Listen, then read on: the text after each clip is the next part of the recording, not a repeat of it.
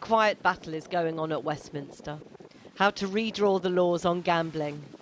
On the front line, the families who say gambling cost the lives of the people they loved most. Our son died about 6 years ago now, 23 years. In effect, he was losing his salary on payday, month after month after month. He was so far drawn into it, he always felt he could beat the system, but you can never beat the system at all. So I think at the end they are in despair that they'll get to control it. They mistakenly think that the world would be better off without them. We were invited to join this meeting set up by Gambling with Lives, families bereaved by gambling-related suicide, as they make their case with a cross-party group of MPs for radical reform of the law, while the government considers its options. Chris was very clever, he was very successful in everything he did. The days before he did end his life, he lost £120,000. They just lured him back in every time. He didn't bet every day, it could be months before, that he didn't, because he didn't want to. But they just offered him this, that and the other. My son's death didn't prevent other deaths around this table and the people that we know. And the pace of change, and of course we're grateful for what everybody does. You spend your life grateful once this has happened to you. But it's not fast enough by any means. In the 16 years since the last Gambling Act, so much has changed. The explosion of online betting means people can gamble 24/7 at the push of a button. The industry points to the almost £5 billion it gives the Treasury in tax every year and says it's committed to helping people gamble responsibly. But its critics point to a cost much harder to quantify: the lives devastated by gambling addiction. A report by the Lords revealed at least one suicide every day is linked to problem gambling. At least 300,000 people are classed as problem gamblers in the UK, including 55,000 children aged between just 11 and 16. Campaign groups are now calling for a ban on all advertising, strict affordability checks, and an end to VIP schemes and free bets. Annie Ashton's campaign for government action on gambling comes even though her grief is raw. Her husband Luke took his own life less than 6 months ago. She says free bets constantly pulled him back into an old gambling addiction while he was on furlough. It looks like he started gambling at a very relatively just, the odd bet here and there, and then within weeks it spiralled out of control to the point where it consumed him daily. He was placing so many bets. I personally don't know how anyone would cope with that type of betting activity. Annie says she understands the well-trodden argument about personal responsibility, but says that is to misunderstand the way the industry works. It's a very highly addictive product. It's designed to be addictive. It's designed to make a profit, and it's ruthless in the way that they do it.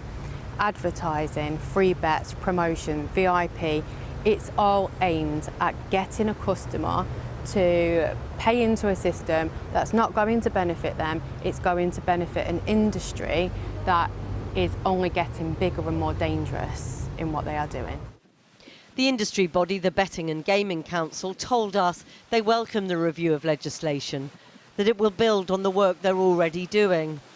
They point to a ban on betting adverts during live sport before the watershed and safer gambling messages on TV and radio. But this cross-party group of MPs say it's now time for the government to step in. I would put it down in certain terms: they hunt those who've got a problem. So in other words, if you are a gambler with a serious problem that you keep on gambling regardless of means, what's been going on is gambling companies have seen you actually as a source of money. If you lose a lot, they like you a lot. And they want to hook you, they want to keep you, and they want to take every single penny out of your pocket. They nurture addiction, without a shadow of a doubt. The gambling industry will point to the billions it gives to the Treasury in tax revenues. It will say it is doing an enormous amount of work to encourage and help people gamble responsibly? It's their moral duty to think we should be doing more. They'll tell you that they self-regulate. They've had so many opportunities to self-regulate, but everything they bring in benefits them and not the customer. You're calling for a level of regulation, particularly on your side of the house, may be very, very uncomfortable. This is in the area marked dangerous to people's life and well-being and families, and cost the government as a result to pick up the pieces. This is different from, say, regulating an organisation that is doing something wrong or difficult or dangerous. This is about addiction and about the damage it does, and that's why it's necessary at times to intervene. And that damage, Annie says, will stay with her and her children forever. There's no words to describe how we all feel. There's no words that make it into the dictionary to describe the heartache that we're going through. And how do you remember him? He was wonderful. He was half of me and I'm half of him. He was just everything. Yeah. Annie Ashton there.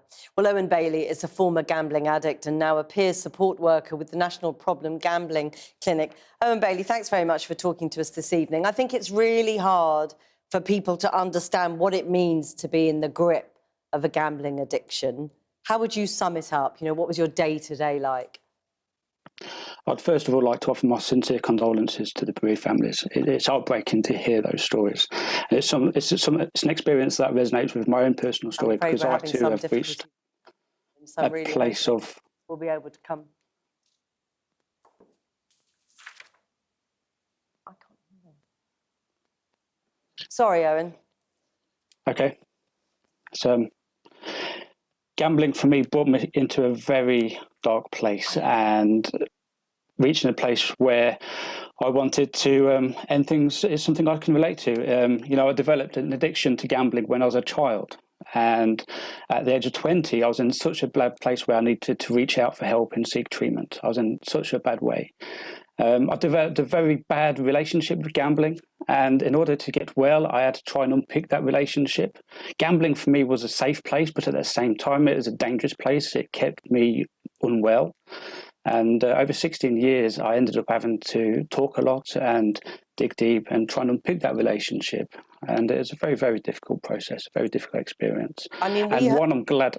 Sorry to interrupt you. We heard from families at that meeting who say their child, their partner, felt there was literally no way out of the addiction other than to take their own lives. I mean, that is an extraordinary, such a sad thing, isn't it?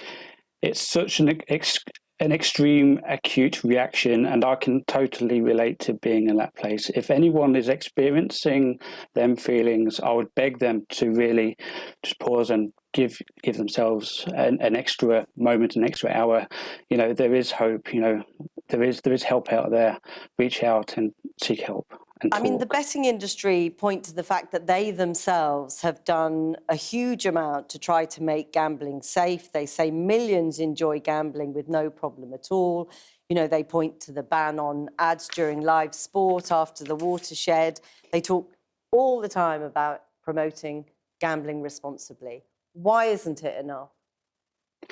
I've been in this sector now for a long, long time, about 8 years, and I've seen so many efforts for the industry to self-regulate.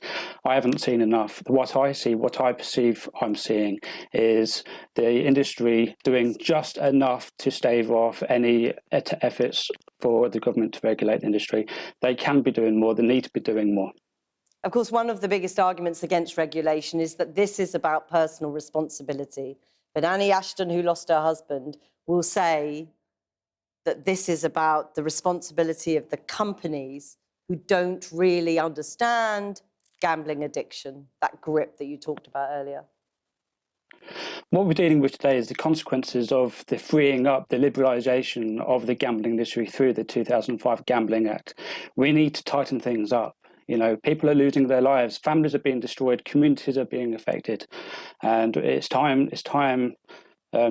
that damage, that harm caused through the freeing up of the 2005 Gambling Act is addressed through the current 2005 Gambling Act review that is happening right now. And this is the first chance in more than 16 years to rewrite those gambling laws. What would your very direct message be to the government?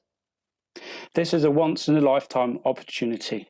You know, failing this, you know, if the government and the powers that be do not listen to the voices of lived experience, and this year, I know for a fact that the whole gambling harms community have expressed what they wanted to say.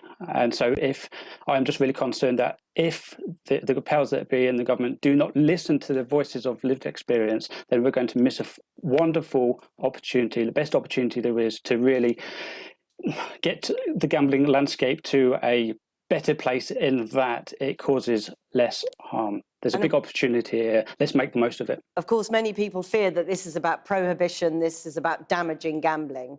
That's not what you're saying. Absolutely not. No, this is about doing what's right and standing up for what's right. Owen Bailey, thank you so much for talking to us this evening.